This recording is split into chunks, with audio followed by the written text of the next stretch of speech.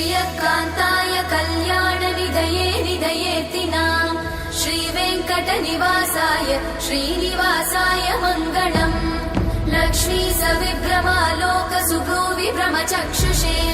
चक्षुषे सर्वलोकानां वेङ्कटेशाय मङ्गलम्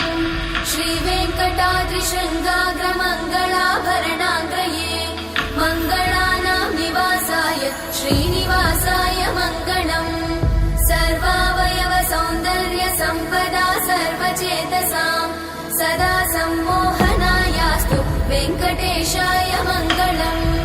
नित्याय निरवध्याय सत्यानन्दचिदात्मने सर्वान्तरात्मने श्रीमद् वेङ्कटेशाय मङ्गलम् स्वतः सर्वविदे सर्वशक्तये सर्वशेषिने